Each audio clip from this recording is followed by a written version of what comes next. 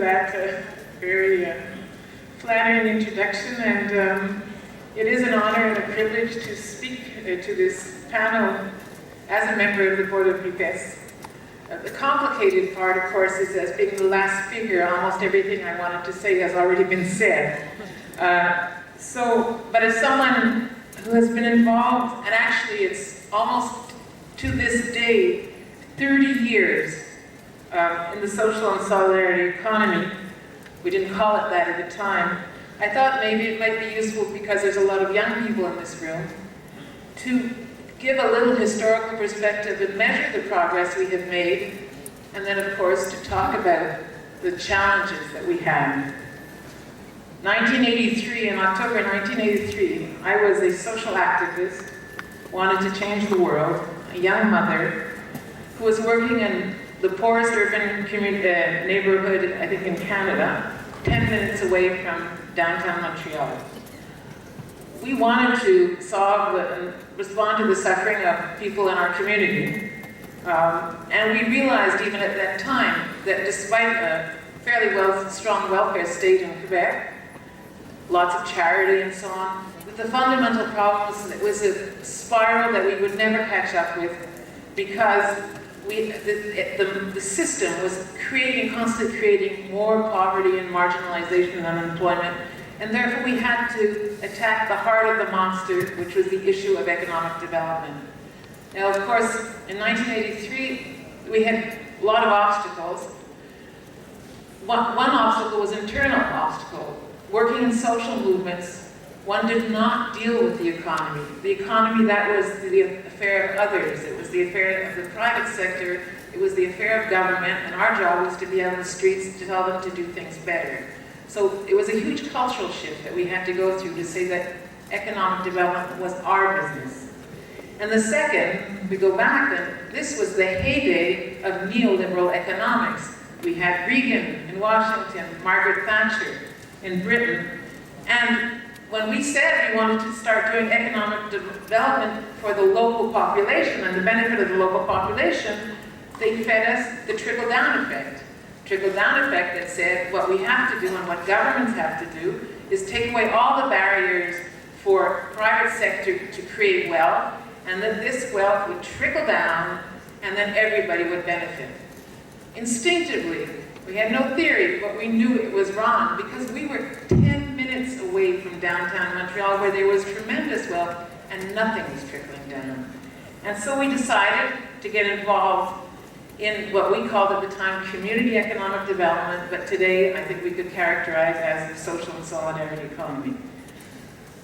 30 years later, we fast forward. Last Thursday, as I was on the plane on the way to Manila, our National Assembly in Quebec was adopting unanimously framework legislation on the social solidarity economy that basically gives a framework to government to say that the social economy, we call it social in Quebec, is an integral part and a tool for development, and that every government agency, every government ministry must take this into account and support through their programs and their policies the development of this people-centered economy, must dialogue with actors like my organization, which is a network of social economy enterprises, local development organizations, social movements that work to develop the social solidarity economy, and to create an ongoing dialogue for the future. So, in 30 years, it's been a long time in many ways, but history is not that long. It's an example of the progress that we've made, and of course this is our story, and I'd love to go on and on, but there's so many other stories like this across the world, and I think people have talked about it today. So what has changed in these 30 years when we first, as many others spontaneously, were doing in villages and communities and neighborhoods across the world? Well, as everybody has said, neoliberal economy has hit a wall. The gaps between, despite, and the OECD report is very clear on this, despite the huge creation of wealth over the past decades, the gaps between the rich and poor, between rich and poor countries, between rich and poor individuals, and rich and poor regions, has grown bigger than ever. In the environment, we all know we're hitting a wall. The food crisis. wars that are being waged and people that are dying because of fighting for petrol and control of resources. The other model that was out there 30 years ago or 40 years, the communist model, has also hit a wall. And unfortunately, in big economies like in China and the former Soviet Union, they have taken up many of the worst practices of the capitalist economy, and we see there that the gaps between the rich and the poor are growing at an incredible rate. People are suffering, and the environmental disasters are multiplying. So that, I often say to my kids, that's the hysterical part of looking at things. Now let's look at the historical part. The historical part is that, as others have said, there has been this incredible movement of resistance and building of alternatives.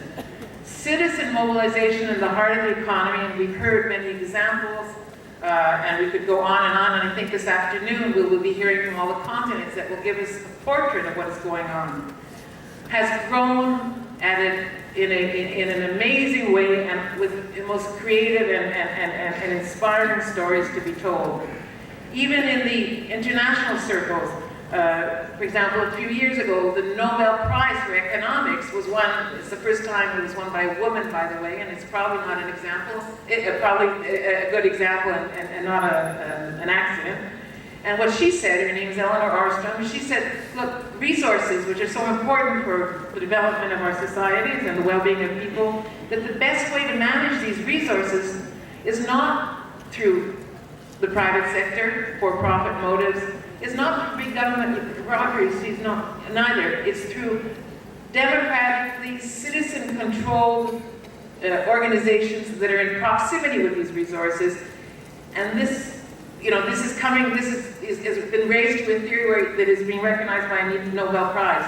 The OECD, as I said, that came out with a report 2 years ago that said, hey, trickle-down effect didn't work. It's gotten worse, it hasn't gotten better. The number of researchers, as Peter pointed out, that responded to the call from UNRISE, but the research networks that are more and more documenting the impacts of these other forms of economic democracy and social and solidarity economy.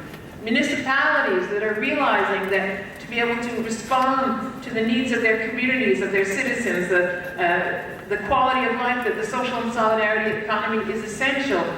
In November, and 2 weeks from now, in Seoul, the mayor of Seoul has called a meeting of some major cities, Paris, Bologna, Hong Kong, Singapore, and others, to talk about the importance that cities must play in supporting the development of the social and solidarity economy. And the following week in Paris, the network of Francophone cities with Paris, Montreal, and others will be coming together to talk about how municipalities can contribute more to the supporting the development of the social and solidarity economy. And I guess I've been working with the ILO for several years, since the 2008 crisis, where they began to get involved in social and solidarity economy. And I guess the icing on the cake is the creation of this task force that Peter just talked to us about, where all the different agencies from the United Nations are coming together to see how they can forward this agenda. So the question is, for people like myself and others who are working in the social and solidarity economy, how do we create a global movement that brings together all these incredible initiatives that are going on locally, regionally, and nationally, so that it becomes a truly transformative movement that will have real impact in changing the way that our development is going on our planet? And this is a fundamental question, because as we all know, in a global economy, it is an illusion to think that this can be done isolated in one country or on one continent. It is an illusion to think it can be done outside the political processes that are going on at national, continental, intercontinental, and international bodies.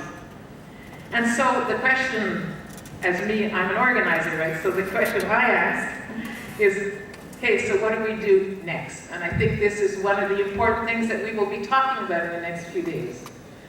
Well, there are many challenges, and I'm going to try and sum up some of the discussions that we had yesterday afternoon at the RIPESS board to communicate to you some of the issues that we felt collectively are very important, and how we think we can move forward, and some of the debates that are still there for all of us.